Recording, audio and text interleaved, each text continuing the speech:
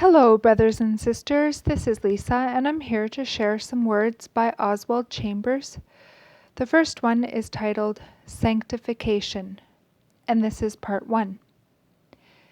This is the will of God, your sanctification. 1 Thessalonians 4, verse 3. The death side. In sanctification, God has to deal with us on the death side, as well as on the life side. Sanctification requires our coming to the place of death, but many of us spend so much time there that we become morbid. There is always a tremendous battle before sanctification is realized, something within us pushing with resentment against the demands of Christ. When the Holy Spirit begins to show us what sanctification means, the struggle starts immediately. Jesus said, "If anyone comes to me and does not hate his own life, he cannot be my disciple." Luke 14, verse 26. In the process of sanctification, the Spirit of God will strip me down until there is nothing left but myself. And that is the place of death. Am I willing to be myself and nothing more? Am I willing to have no friends, no father, no brother, and no self-interest, simply to be ready for death? That is the condition required for sanctification. No wonder Jesus said, "I did not come to bring peace, but a sword." Matthew 10, verse 34. This is where the battle comes, and where so many of us falter. We refuse to be identified with the death of Jesus Christ on this point. We say, "But this is so strict. Surely he does not require that of me." Our Lord is strict, and he does require that of us. Am I willing to reduce myself down to simply me? Am I determined enough to strip myself of all that my friends think of me, and all that I think of myself? Am I willing and determined to hand over my simple, naked self to God? Once I am, He will immediately sanctify me completely, and my life will be free from being determined and persistent toward anything except God. 1 Thessalonians 5, verses 23 and 24. When I pray, "Lord, show me what sanctification means for me," He will show me. It means being made one with Jesus.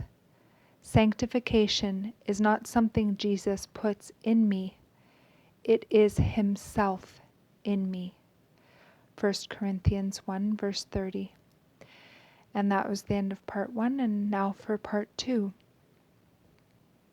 But of Him you are in Christ Jesus, who became for us sanctification. 1 Corinthians 1, verse 30. The life side. The mystery of sanctification is that the perfect qualities of Jesus Christ are imparted as a gift to me, not gradually, but instantly once I enter by faith into the realization that He became for me sanctification.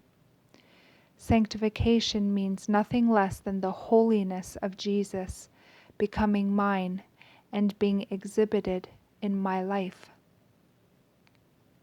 The most wonderful secret of living a holy life does not lie in imitating Jesus, but in letting the perfect qualities of Jesus exhibit themselves in my human flesh. Sanctification is Christ in you. Colossians 1, verse 27. It is His wonderful life that is imparted to me in sanctification, imparted by faith as a sovereign gift of God's grace. Am I willing for God to make sanctification as real in me as it is in His Word? Sanctification means the impartation of the holy qualities of Jesus Christ to me. It is the gift of his patience, love, holiness, faith, purity, and godliness that is exhibited in and through every sanctified soul. Sanctification is not drawing from Jesus the power to be holy. It is drawing from Jesus the very holiness that was exhibited in him and that he now exhibits in me. Sanctification is an impartation, not an imitation. Imitation is something altogether different. The perfection of everything is in Jesus Christ. And the mystery of sanctification is that all the perfect qualities of Jesus are at my disposal. Consequently, I slowly but surely begin to live a life of inexpressible order, soundness, and holiness, kept by the power of God.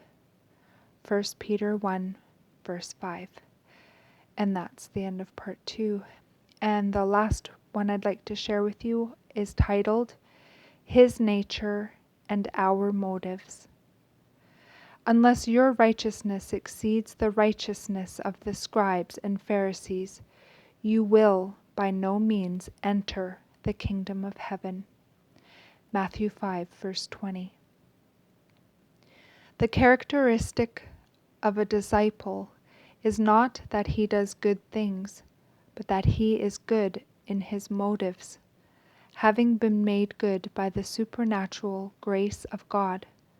The only thing that exceeds right doing is right being. Jesus Christ came to place within anyone who would let him a new heredity that would have a righteousness exceeding that of the scribes and Pharisees.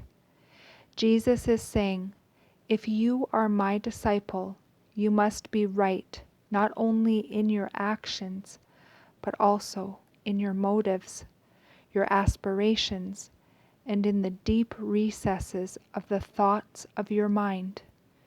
Your motives must be so pure that God Almighty can see nothing to rebuke. Who can stand in the eternal light of God and have nothing for him to rebuke? Only the Son of God, and Jesus Christ claims that through his redemption he can place within anyone his own nature and make that person as pure and as simple as a child. The purity that God demands is impossible unless I can be remade within. And that is exactly what Jesus has undertaken to do through his redemption. No one can make himself pure by obeying laws. Jesus Christ does not give us rules and regulations. He gives us teachings which are truths that can only be interpreted by his nature, which he places within us. The great wonder of Jesus Christ's salvation is that he changes our heredity. He does not change human nature. He changes its source, and thereby its motives as well. And that's the end of these words. I pray you all have a beautiful day in the Lord. God bless each and every one of you. And I will see you either next video or in the air. Bye-bye.